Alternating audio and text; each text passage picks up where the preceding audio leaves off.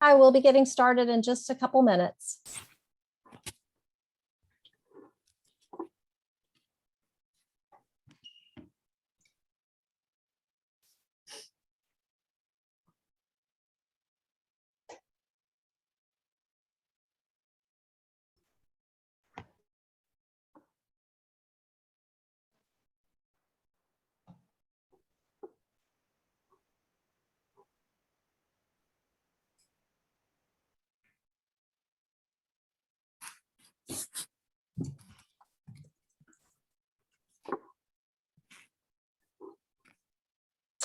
Hi and welcome. We'll be getting started in just a minute.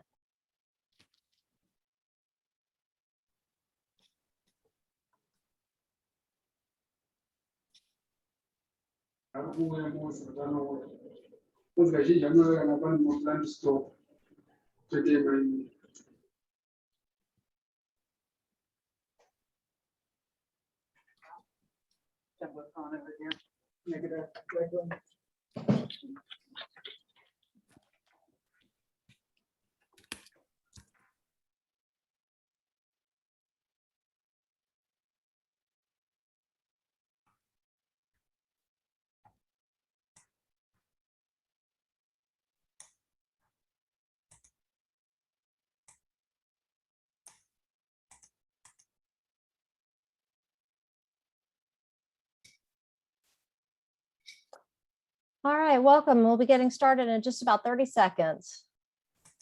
And as you're joining, if you are able, please go back to the Pathable page. There are 3 poll questions that we would like to see your answers to. So you can go back to the Pathable page for this specific session and answer those poll questions.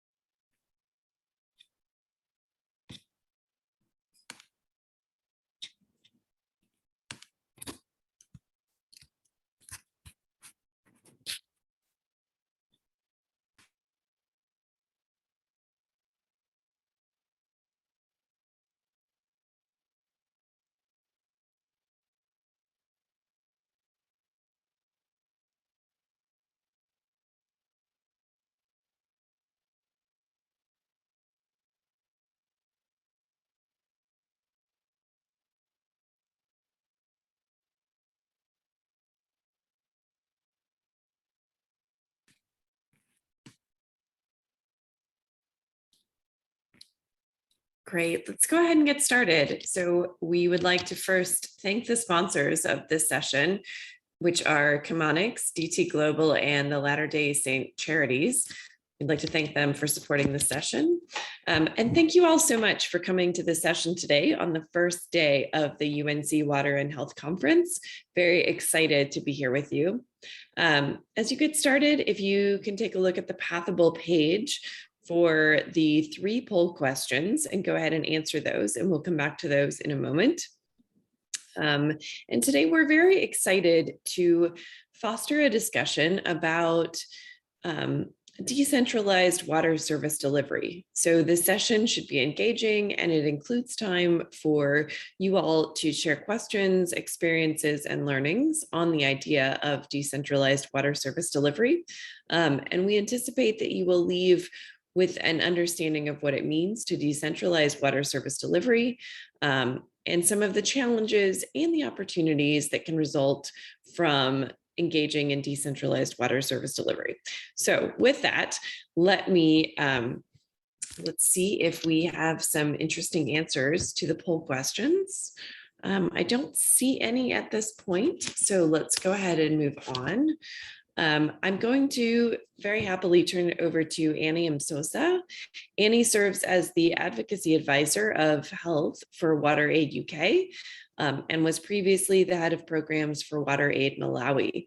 Annie has an executive master's degree in public administration from Syracuse University and has been working in development for over 20 years. So Annie, over to you for the rest of the session. Thank you very much, Laura. I hope everyone can hear me. So for the next half hour, we're going to hear from case studies of projects and work being done in different countries. So we'll hear from Nepal, from Kenya, as well as from Haiti. You will not be able to write in the chat on this Zoom. So I would refer you to the chat on the Pathable page, which you use to join this session. And you can be typing whatever questions you have for the presenters or comments that you have there, and then we will collect them. And then at the end of the 3 presentations, we're going to have a Q&A. So to start us off, I'm going to call on Kabindra Pudasaini. He's going to present on the Beacon project that he is leading on in Nepal. So Kabindra is a civil engineer with specialization in water service management, and he is currently leading the Beacon project in Nepal. He works closely with the Nepal government, Anglian Water Alliance, and local partners to provide safe water and sanitation to all. So over to you now, Kabindra. Hello, good morning, good afternoon. Today I am going to be present you about the Lahan municipalities, how they have been working on the waste sectors with us. The decentralized approach is the plan to improve the accountabilities and service deliveries by the local government, how they have been providing the services to the people.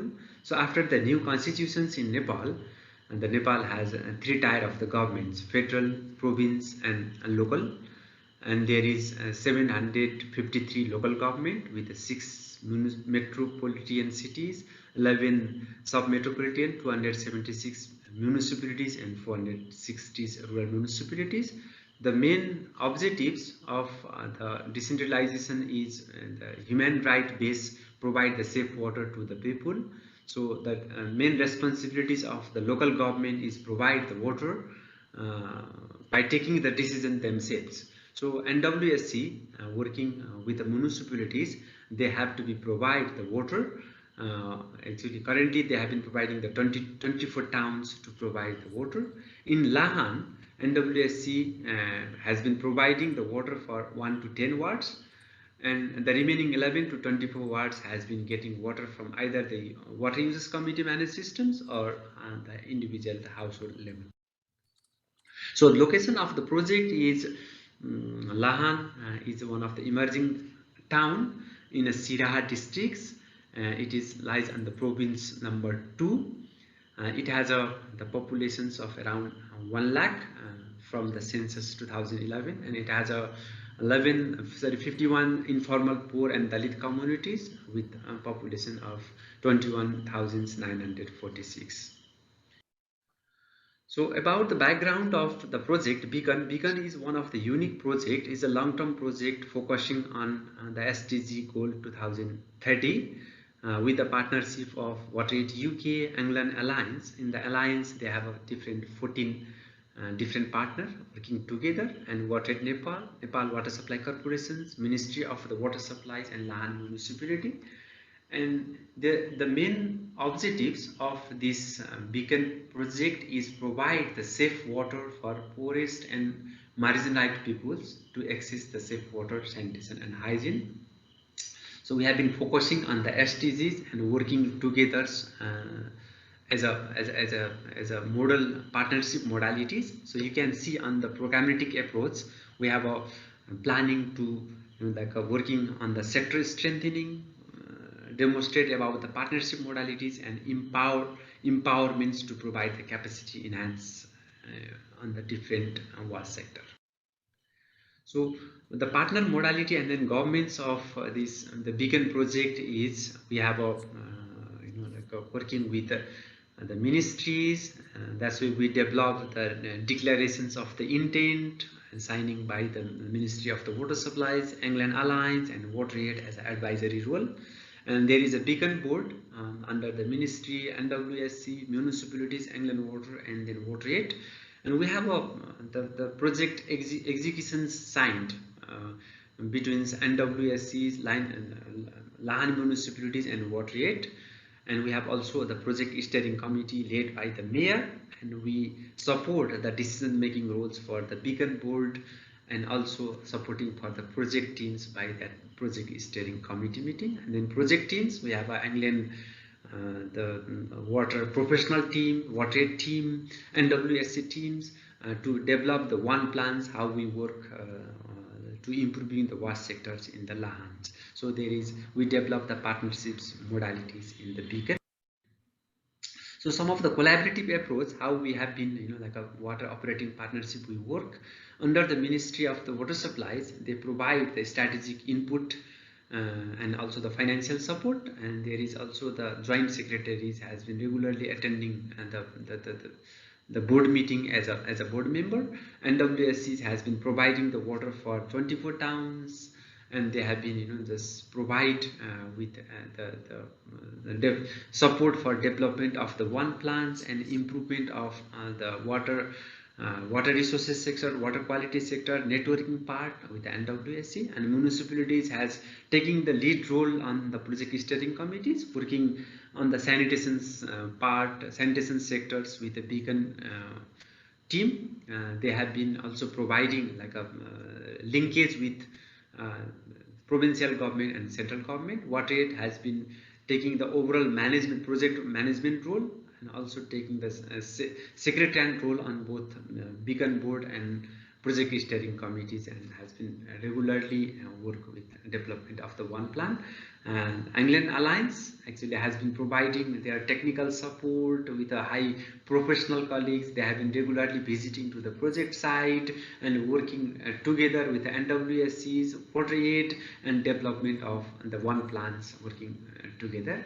And the DJQIC has been implementing the activities in the ground, working with the NWSCs and municipalities in the community. So one of the co-creation strategies we developed after the board formations and then the project steering committees. In between, there is a legacy that grow. That means those work which we have been work has to be expanded to the other areas as well, under the water securities, safe clean water, sanitations with the dignities, and sustainable fecal sludge management. We did some of the key activities on we can already demonstrated the partnership modalities and strategic planning and budgetings. We work together, development of the waste plan. We have already worked and developed the co-creation strategies, and we have already just planning of how the NWSC budget has been allocated for improvement of the water supply sectors in Lahan.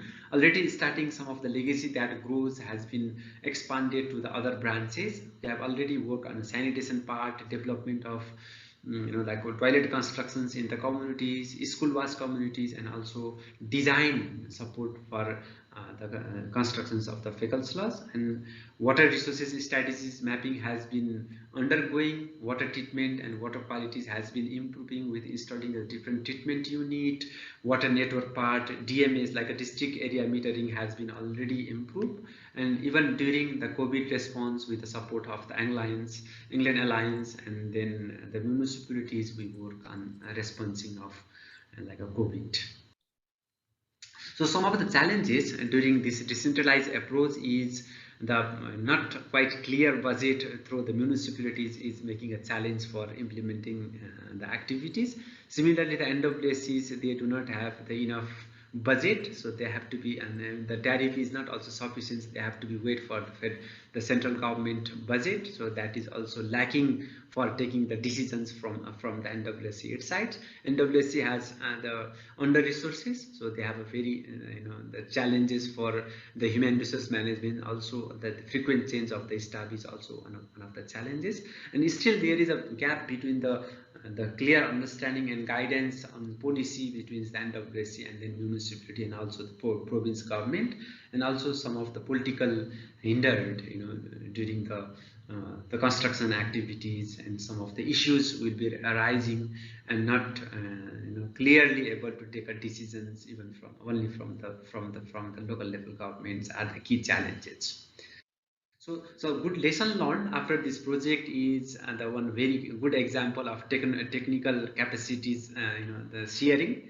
the Young England Alliance professional team come to here and also provide the different type of the training, like a borehole training, like constructions and training, pipeline training has been regularly updating the capacities of the NWSC and the water the colleague of Nepal as well, and good coordination examples that's demonstrated things that will be developed the learning document, partnership learning document, and municipality has provided the land, and also like a good due to the clear meeting communications and timely know about the budget allocations from the different utilities, we have a very easy to make a plan from this type of the unique partnership modalities.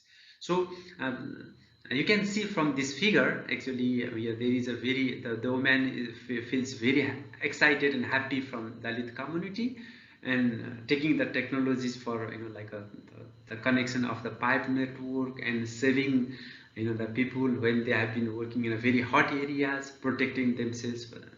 Like these are the some of the minor but take a higher values for adopting of the safety measures is the example, and taking from the teams. So I would like to stop here. Thank you.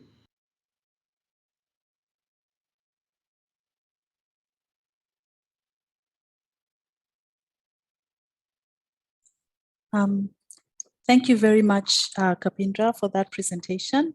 As you were speaking, keywords that were coming to my mind were the issue of long-term partnerships, leadership of government, the aspect of financing and the cost of doing business, and sustainability as some of the key things that are coming out in your presentation.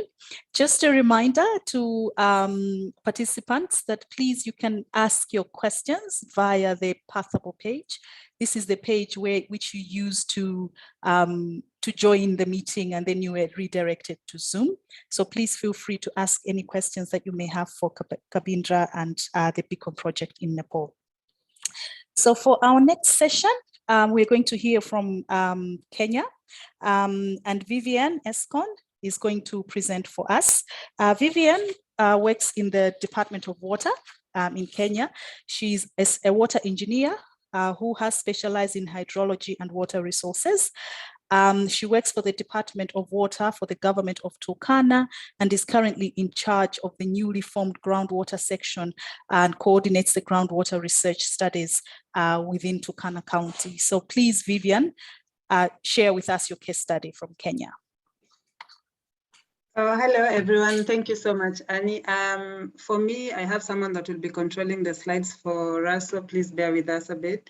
So I'd like to present to you what decentralized government has done in Kenya, but specifically I want to talk about the northwestern part of Kenya, which is Turkana, as you can see from the map. And I'd like to, I'd like to bring to your attention that Turkana is the second largest county. Out of the 47 counties in Kenya, it's the second largest. And we don't have a very large population. We are quite sparsely populated. That is according to the 2019 census. As you can see, we are less than 1 million. With this, we have bits of livelihood because we are an arid and a semi-arid region. And therefore, pastoralism is, and especially nomadic pastoralism, is one of the major livelihoods in the region. But also we have 2 seasonal rivers that pass through the county, and we practice some bits of agropastoralism, especially for people that live along the river. And we majorly depend on groundwater as our source of water. And we have quite a number of almost over 1,000 wells that have been developed, have been motorized either with hand pumps or have been motorized with solar systems. Yeah, and I would say that decentralization occurred in Kenya after the 2010 constitution passed. And therefore this started in 2013. And we realized that through this, water as a sector was not all devolved. Only the water supplies was the part that was devolved to the county governments in Kenya. Next. And therefore, like this decentralized, why did it come about? The government was trying to see how they could be able to cut down on a lot of government processes and ensure that a lot of these services are able to reach people.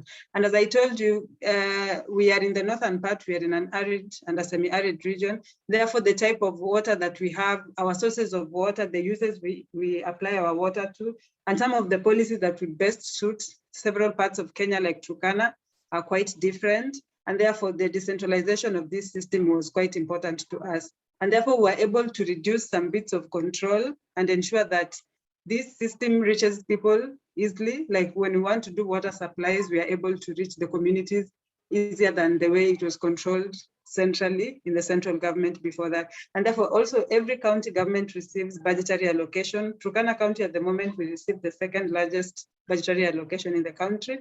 And therefore, we are able to put this budget to water supplies as it's one of the areas that we are really trying to be able to improve more.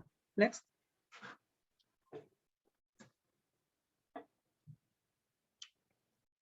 When decentralized system of government came, as I told you, it's only the water supplies. So the national government still controls water as a resource, because as we understand, water resource can be transboundary between one county and another. Therefore, that is a mandate of the national government. And they have agencies that do that. For instance, we have the Water Resources Authority, is an agency that takes care of the water as a resource. And then we also have quite a number of agencies. Another example I can give is the Water Sector Trust Fund. That is an agency that is able to take care of funding. If the national government has funding outside of what is allocated to the county government, then the Water Sector Trust Fund does that. We have quite a number of others that are involved with rainwater harvesting, others that are involved with dams. Those are all functions of the national government. And for the county government, since we do water supply, therefore WASH is part of the county government, and anybody that comes into the county government to be able to perform any water supply project, the county government is the focal point. So we are able to control or rather ensure that we have synergy, and we ensure that all this occurs well. We have policies. For instance, we have the Water Act, the Turkana Water Act that was passed in 2019, that is able to really concentrate on water supply in Turkana, because pastoralist is one of our major consumers of water, and therefore our policy makes sure it takes care of that. And also we are able to have our water supplies is community-based in areas that are outside of the urban centers, and we ensure that we have water committees that are able to be established, and they're able to be trained to be able to take care of these systems. And so it ensures that all our resources are pooled together with our development partners, with the government, and with the private sector. Next. And therefore, it has made collaboration quite easy.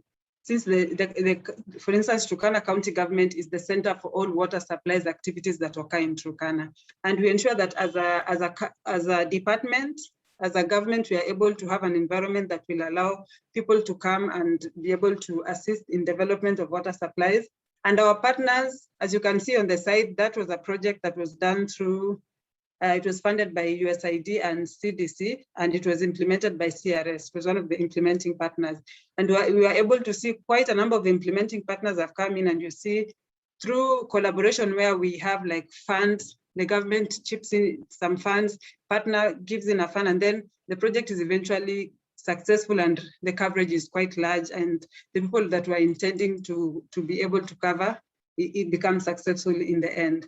And then you also come to realize that we have partners, private partners that allow us to be able to have services provision also. And we also ensure that our community utilities, we have quite a good communication with them from the department to ensure that these projects that we have, these infrastructures that we put up are able to be sustainable.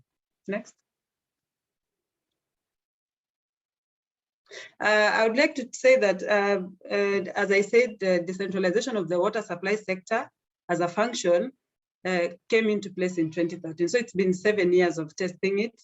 And as I can say, for now, we've been able to meet some challenges along the way and also some successes. These are just a few of them that I would like to mention. We realized that Turkana is, as I've said, is quite vast, and we really were lagging behind. Currently, we are only able to supply 50% of our population with water using whichever means, whether they get it through a shallow well or a deep borehole, or they get it through a hand pump, or they're able to get it through the piping system. We have institutions that also need to get water. And you see, sometimes we need to be able to collaborate financially with our developing partners. But the government financial year begins in July and ends in June. And most developing partners, for instance, in the example of CRS, their financial year begins in October and ends in September. So sometimes when they want to put in some funds, it becomes quite challenging to be able to coordinate these activities and to have like an implementation that goes well. So sometimes these are some of the, especially activities that, projects that we are cost sharing. It has become quite a challenge, but we are learning to navigate through it. Another thing is, as I told you, we are in the semi-arid part of the country. The climate change variability we face, like most, we face extremes of those, where like in 2020, we had very, very, very bad floods. And then before that, in 2017, we had severe droughts, and our drought cycle is becoming shorter and shorter with time. As most of you must have heard, we also had some desert locust infestation. So these climate extremities, we really, really face them. And sometimes you find that money that was allocated for supplies is rerouted to emergencies because some of these things come in as emergencies. And also we get that the three top leadership position in the department are appointment, and sometimes we have some bits of reshuffling. Therefore, some decision making we have to, for the new leadership to come in and they're able to understand the projects as they go, because there are quite a number of projects in the department. Sometimes we have some slight lagging in that. And also we realize that we get funds from the central government. The national government does disbursement, and sometimes we have delays in disbursement of funds, and it makes that implementation of projects within the county become quite hard. Yeah, next. And finish by giving us a bit of lessons we've learned so far. These were the major ones, but we have quite a number of lessons. We've learned that the Department of Water, the Department of Public Health, that of Agriculture, plus our developing partners, any department that water is quite key to them. When we have like an annual collaboration in developing our plans, we've come to realize that it's quite successful. We ensure that we don't have duplication of work. We ensure synergy in how we work. We ensure that some sectors that were quite, may have been neglected, get an opportunity to be part of the plan. And that we've seen has really, really worked. And that is thanks to our leadership, because they came, sat down, and they saw that was a gap that we had. Another thing we see is we have financial and technical sharing of like projects also allows us to have successful projects. And finally, when the decentralization came in, we were quite, we really wanted water to get to the community. And right now, as a department, we have a database we are trying to populate to ensure that we see the gaps we have in investment, the gaps we have in technologies, and the gaps we have in research, that we can be able to fill all that. Thank you very much.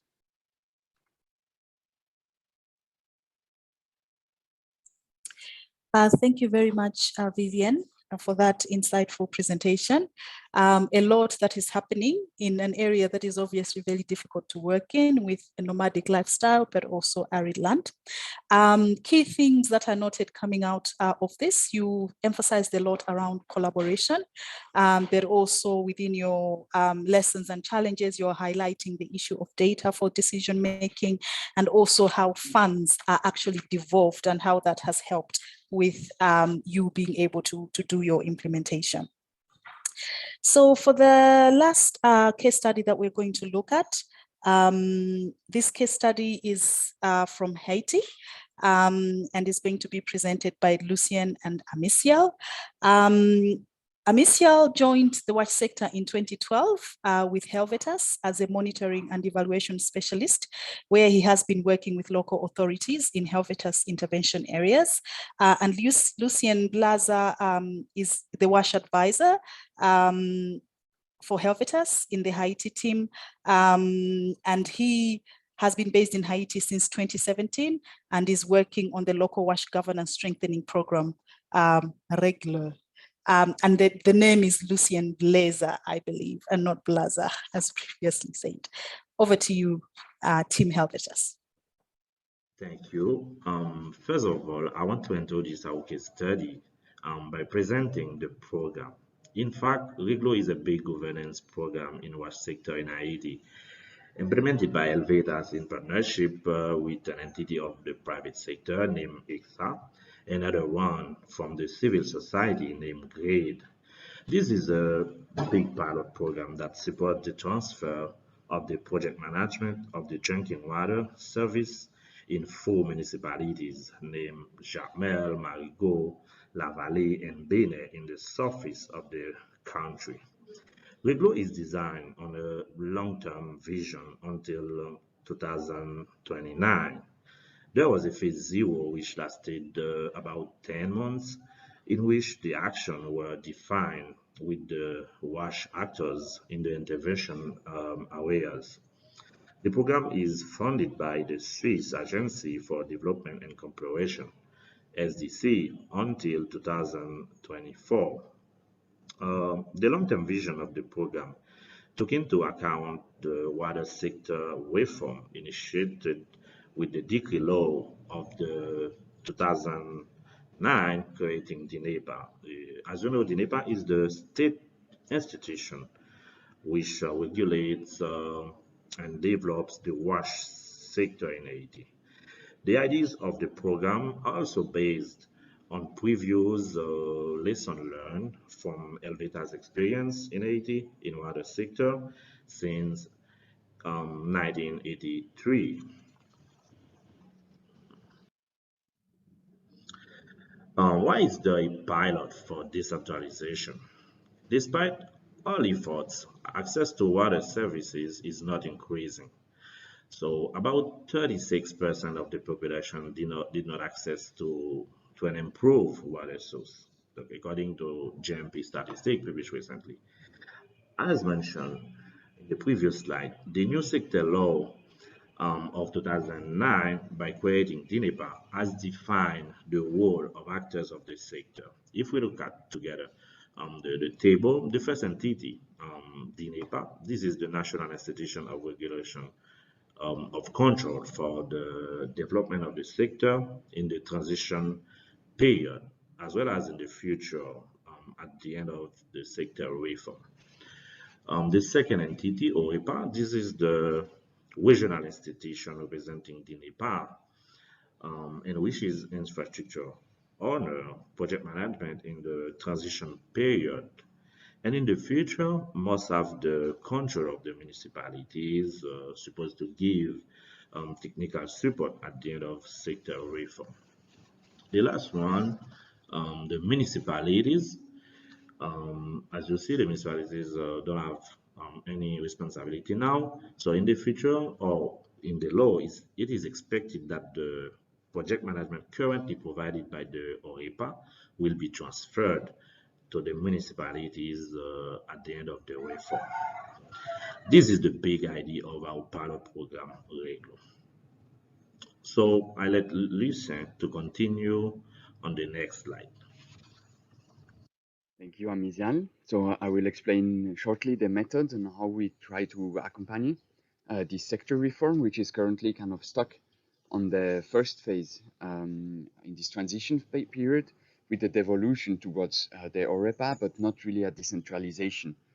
So the method we use is called Making Markets Work for the Poor, the M4P approach, which not only helps us to analyze, diagnose the current situation, but also develop a vision and have an intervention strategy.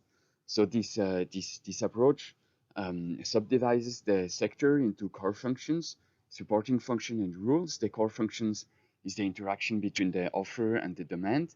The supporting functions help these core functions to realize. It can be wash planning, it can be infrastructures, it can be technical support, etc. And there are rules, formal, informal, strategies, norms, which are in place and also help these core functions to realize. So this is what we do in the first step to analyze who does what and who pays for what and who has which abilities, incentives, etc. to do this now. And then we develop a future vision according to what's written in the sector reform and in the sector law, to see who will do what in the future and who will pay. And that basically explains the project and our intervention strategy, which is really to help bring the actors from their current function to their future functions. So for example, if you take the WASH planning, which is now kind of in the hands of the OREPA, it has to be transferred to the municipality as it is really at the core of this WASH planning, of this infrastructure ownership, of this infrastructure management, project management. And we do that by setting up a WASH unit within the municipality, which is set up based on staff which are already within the municipality, and which we can then train and reinforce so that they are able to execute this new function. So this is just one example of one actor which we help to transition towards these new functions, and there are this for many other interventions for each actors.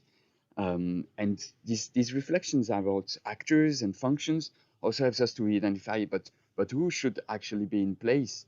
Who should do the work of accompanying the municipality to set up a WASH unit? And this would be the Ministry of Interior or the OREPA as a technical support. And so it allows us to involve these actors in applying, in executing this accompaniment measure. So in terms of collaboration, we had the chance in the phase 0 to develop a collective vision and understanding together with the main actors of the sector, the DINEPA, the Ministry of Interior, some municipalities, and basically in the phase 1, we kind of work through the actors, as I explained before, so that they can train and practice the execution of their future function. So that's basically how we work, how we collaborate with the actors in this project Reglo. Let's see now the challenges coming from our experience.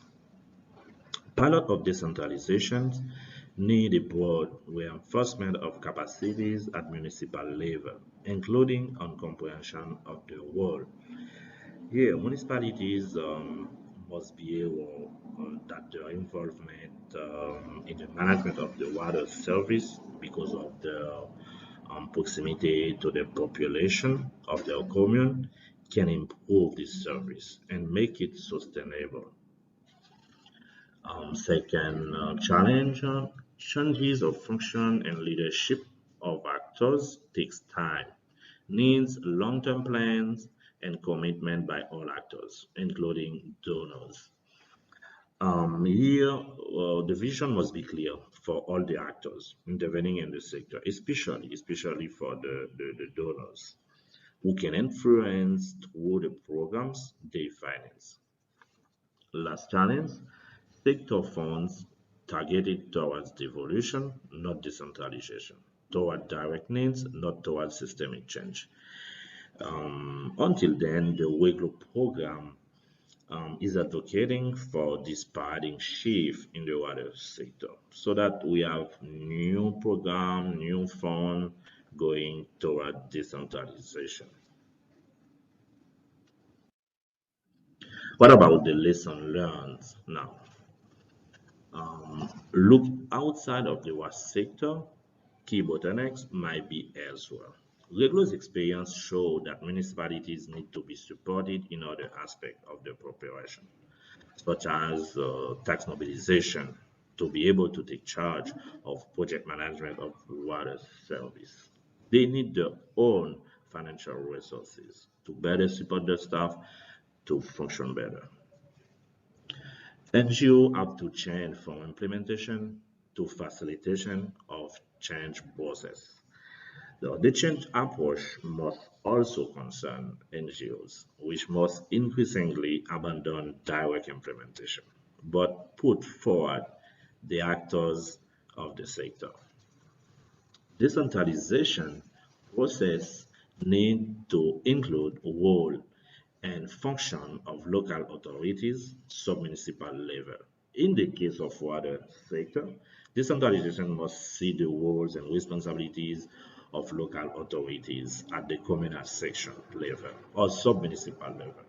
The fact here is the sector law in 2009 had nothing planned for these local authorities at the level of the municipality. So, however, we have seen the real representative of the state of the rural parts of the commune. So we have to define, we have to clarify the specific role. Otherwise, there may be conflicts between them and the municipalities.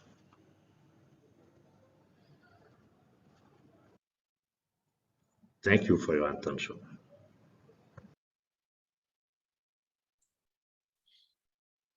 Thank you very much, Amicia, for that presentation. Quite a number of things coming out of there. The issues of capacity, the issues of being able to meet immediate needs versus investing in systems, the role of NGOs as implementers or facilitators, the theme around having long-term plans. And I think the thing that is also in my mind is you're looking at governance with a futuristic view, or using the future to inform what you do today. So for the next session, we're going to just have a bit of Q&A, as we had said. So there's a number of questions that have come up for you, our presenters. The first question is for Kabindra. And it's saying, what signs do you observe that the Nepali government is driving this project and are keen to replicate it? Yes, thank you. Thank you for the audience. And then, yeah, it's very good question regarding, the legacy that grows part. That's why I have already presented about how the government has been taking the ownership of this project. That's why we have a regular board meeting. On the board meetings, there is invitees of the representative of the ministries, and then even the province government has attended on this the progress reporting meetings. So they have been already started to expand some of the technology. For example, actually from our a project team support from the UK, we did a borehole and then we developed the specification. That is specifications already. The NWSC has been expanded in other branches, and we have also invited the training of that specifications on the LAHAN, and the other branch manager also taking these actions. So for just expanding the technology, we have already started, and we have a long-term plan. That's why we ensure from the beacon a project team, and then in the presence of the government level present, and also with discussions with the lead by the mayor. And other mayor has been also already asking about the progress of the project. So these are the key achievement, how we have been achieving from the ground level. And already the central government and federal and the province governments has been taking the action, taking the sharing the activities. We have already planned to share the informations to the other local government, other department, and also planning to not only in Nepal, we can expand these technologies to the other countries as well. In this way, we have a clear plan, strategic aims to expand the beacon missions to the outer areas. Thank you, Annie. Thank you, Kabindra. Very comprehensive response on what you're doing. So the next question is from Gaia Marini to Vivian. It says that you've mentioned that the central government still manages water as a resource. And you also mentioned Turkana County has policies to do with water and pastoralist use. Is that a water management policy or strictly WASH related? In addition, have there been conflicts in the area between pastoralists and farmers? And if so, has the decentralization water model helped come up with solutions to benefit everyone? Thank you so much. I think I'd respond by saying that for the resources part, we get licenses from the national government before we are able to develop any groundwater resource. But once the resource is developed, it is our mandate to take care of it. So our policies are both a management policy and also a WASH, taking care of water and the sanitation aspect of it too. So the policy covers all that for the three major uses, for the domestic, for the livestock, and also for bits of it for agriculture. But for that is mostly for groundwater. But for surface water, we are currently purely using surface water for agriculture. And for that, licensing comes from the national government. The county government does not have a mandate on that. We are able to just monitor, but the national government ensures they know how much we use, because at the moment we have River Takwil is one of the rivers that drains into Lake Turkana, since River Omo still has bits of international issues. So we mostly depend on River Takwil to at least drain something into the lake. And on the other question that he was able to ask about, our conflict is on pastoralists and pastoralists. We have never had conflict between pastoralists and agriculture, because our agriculture is along the river and they are just small irrigation plots. They're not like major agriculture. So we have the land is huge. So we may never really be conflict, because pastoralists go to the mountainous area where they're able to get pasture, but they never had conflict. The only conflict we have is internationally with like our neighbors. We are neighbored by 3 countries, and it's between pastoralists and pastoralists on matters of pasture and water. And that again, since it's an international problem, the national government with the county government is trying to work on that. Yeah. Thank you, Vivienne. So our third question we'll go to Lucien. And the question is, has decentralized water governance resulted in better community participation in water management, decision-making and project delivery? Have you found it easier for citizens to hold local governments rather than central government accountable?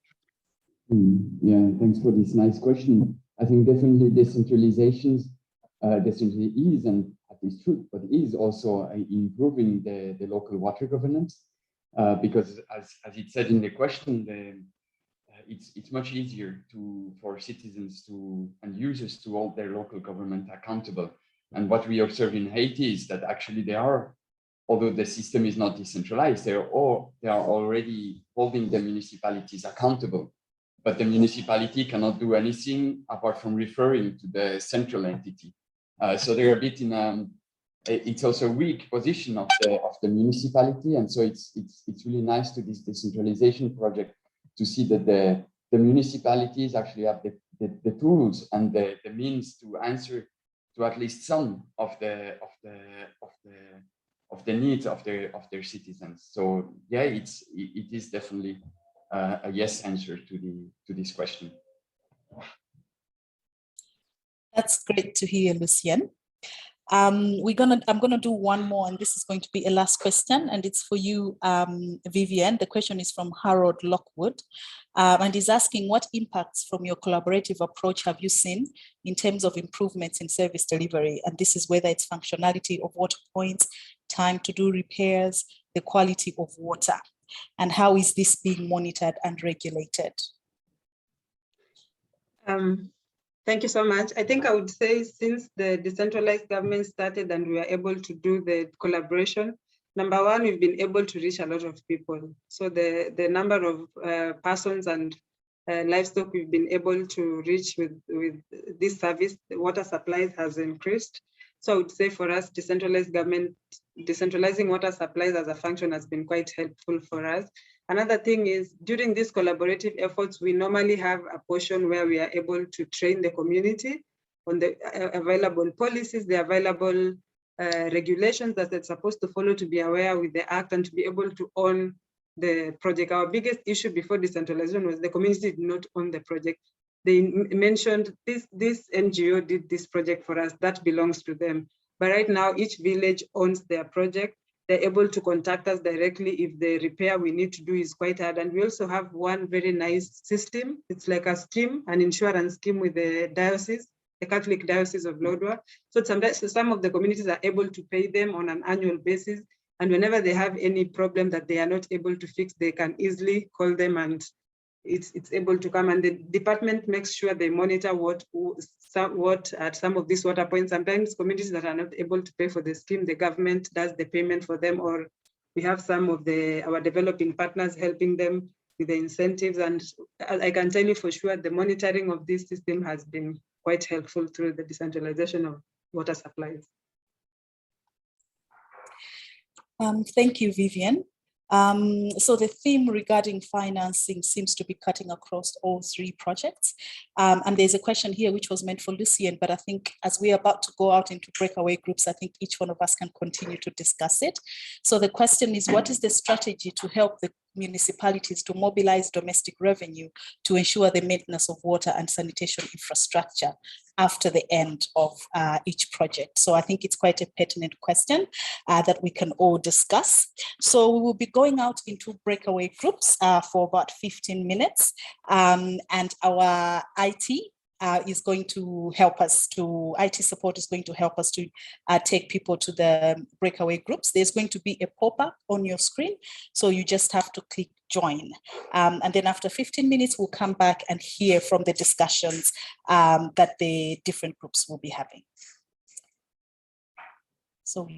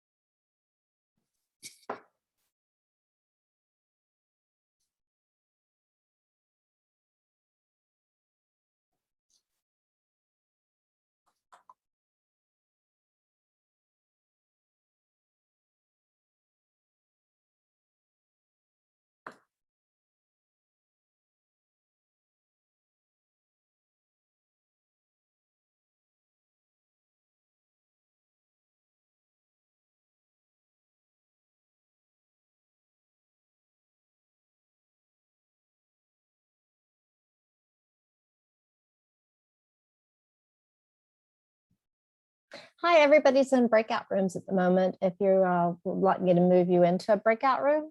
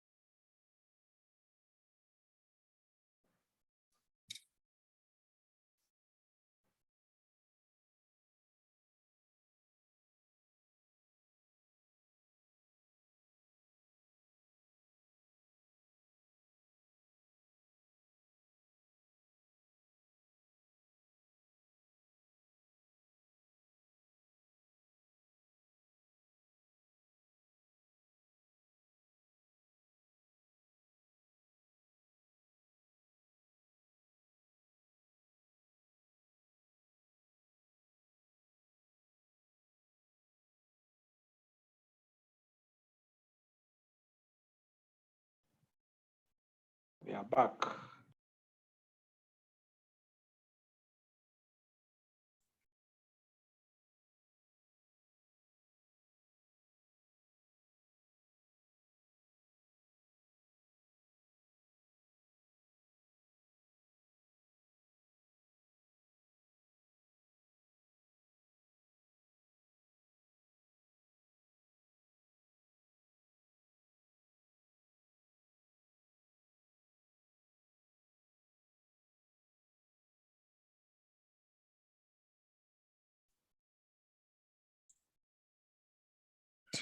Sorry, it looks like I was muted there while I was speaking, so I will say what I was saying again.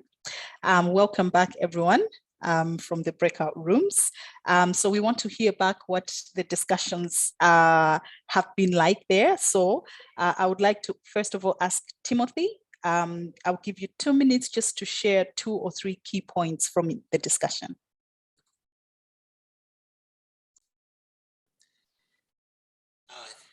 Thanks a lot, Annie. We had just started the conversation and very interesting. One of the areas that we have discussed is around how better can we ring fence the money for operation and maintenance. And that is an issue that is coming up in the decentralized system, and one way is through the water fund. And Vivian was able to give us a classical example in Turkana County, where they have a water fund, and they are able to put some of the budget in that water fund, and that water fund money cannot be reoriented either to emergencies or other aspect of livelihood. It is meant exactly to be used in water services and to improve water services delivery. So basically that is one area that we can put money either from partners or either from the county government, and we make sure that we have a certain budget that is clearly dedicated for O&M in those small scale services providers in rural areas. And in Kenya, it's like 80% of the people live in rural areas, and that's where we have a lot of beneficiaries. So if we are able to ring fence money for O&M, then we'll be able to improve water service delivery in rural areas. Thank you, and over to you. Thank you very much, Timothy. So next, I would like to ask John if you can also share back from your discussions in the group. Yes, thank you, Annie. So in our session, we talked about, maybe we had time to talk about three main points. One of the questions that came in was, what are the strategies so that the municipalities who are now taking care and taking charge of these water services, how are they going to mobilize domestic revenue to ensure the maintenance of wash infrastructure as we're going on for the future? And so in the experience of the REGLO project, there are different sources of funding that can be accessed. There's tariff collection, there's also tax collection, and also international inputs. So REGLO is addressing all three of these funding channels. And they're setting up, for the first one, for tariff collection, they're setting up professional operators and giving incentives for proper services, for good services. They're also accompanying the municipalities to collect the local taxes, which is a tremendous untapped source of revenue in the future for Haiti. And they're also supporting municipalities to be able to create their own projects, to study the projects, to plan the projects, and then to write the proposals to get the international funding that they can manage themselves. Another aspect we talked about is how REGLO, or how this project, this initiative, is interacting with other agencies and coordinating efforts about what's happening in other partners. So as REGLO is offering a systemic approach, they are actually working with the municipality, with the regional water authority, OREPA, and with the national water authority, OREPA, so that they can better do the coordination work themselves, and they can better identify the synergies which are happening. So in the municipal level, who are the actors in the municipality, and how do they work with those actors to advance the efforts of decentralization? And lastly, we talked about how monitoring and evaluation fits into the decentralized water model, how data on water quality and quantity can be integrated and shared in this model. So we know that in Haiti, there's the regional water service. They have a technician which is based quite locally. And so this OREPA technician, in a very landmark move, has been integrated into the new municipal wash units. And in this way, he or she can go along with the collecting of data, which is something that they normally do. But now they're able to channel that through the municipality. The municipality can see the data, and that can also have an echo at the National Water Data Collection Service, or NEPA.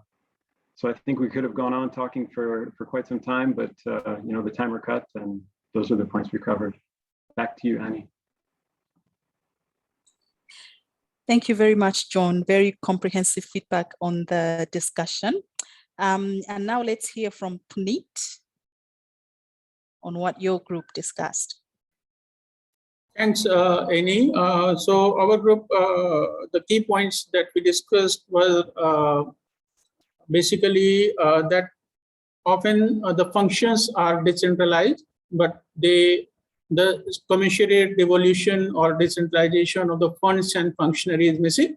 And therefore, there is a very limited capacity at the local level to, have a kind of financially manage the service overall. We also discussed that the water often is used as a political tool, and there is a whole range of political economy issues around water, and probably the capacity to deal with those issues are typically unclear at different levels about in the overall governance system as you move to from the federal level to state level to local level. Then the third point was that we have seen from the cases presented from Nepal was that improving technical capacity of these services helps to a certain extent in improving the water service delivery by the mandated institutions at the decentralized level. But having said that, the many longer term problems related to decentralized and improved service delivery are basically systemic issues which lie beyond the wash sector as such overall, and that needs to be comprehensively looked at in terms of local capacities. And finally, we found that that often there is a methodological approach to decentralization is missing. Like we see in the Hattie's presentation, there was a methodological approach to the decentralization, but often that is missing, and the decision making in decentralization and the ways of it often are in the favor of the the institution that is transferring the power to the local government for service delivery. So there is often we see that the problems that the higher levels are not able to solve are decentralized to a lower level, and then without capacitating them in terms of funds and functions, as I said earlier. So these are the issues that remain a major challenges in most of the settings for improving decentralized water service or water governance. Thank you. That is all from my group. Request any of the team members if they want to add anything. Thank you, Puneet. Unfortunately, we do not have time for the members to add anything, but you have been quite comprehensive, and it looks like there was quite engaging discussions in the groups and a lot of key food for thought and areas that we can do in terms of improving the decentralization process to make sure that we are bringing services closer to the people. So at this point, I would like to call upon Fabrizio Poretti. He is the Charge d'Affaires of the Embassy of Switzerland in Haiti and serves as the Deputy Head of Mission and Deputy Head of International Cooperation.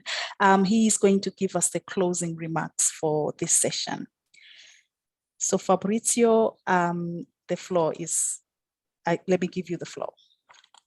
Thank you very much. Thank you very much, Annie. It was a pleasure for me to participate in this session. It is very important also that the decision makers at the embassy level and the cooperation offices are aware about everything that you talk today through these different sessions. Let me say, first of all, that for us, a Swiss Development Corporation, but also I think for us donors, it's very important to make the policy dialogue with the government. I mean, all the issues that you mentioned today are crucial for us in order to bring up to the elevator, let's say, the work that you're doing on the field to bring back them to the government, but also on international boards, on multilateral issues, the banks, and so on.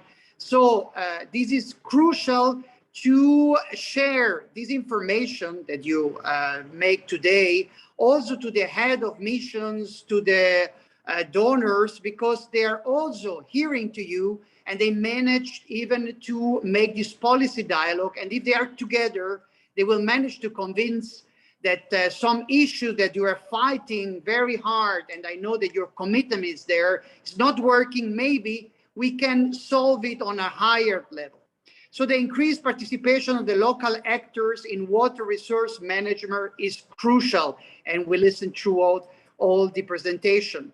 The responsibility of local actors also, and put in the center, all these actors are very important in order, because we know in all of the country that we hear, but all of the country that we are working, there is a kind of inefficiency of the government in not allocating enough resources to support this decentralization that is on the center of our role. I suggest also, and we suggest the donors, let's say to the other one, that policy and practice around decentralized water governance pay more attention to building up the capacity. We listened today to some good practices of the local actors, but also on the national actors, in order to absorb the responsibilities transferred to them, also this responsibility. And about coordination and synergy, I can start to talk for 10 minutes. I don't have the time, Annie, I know it. I have to finalize my final remark. But this synergy is important, not only in water program, but in governance program, because maybe the water is a component of this water visions and this decentralized vision of some governments. And I think from the water technical support, we can also reinforce these governance issues. But at the end, I'm sure that I listen a lot of commitment. Your commitment is very important. The one of the municipality leaders that we have, that we are supporting, they even that got salaries sometimes, but they are committed for their community in order to change the water issues at the local level. Thank you very much, Annie. Annie, over to you. Thank you very much, Fabrizio Poretti. I can see from the way you're speaking that you are very passionate about the issue and a big supporter for us. So please continue to support this endeavor in making sure that decentralization is a success.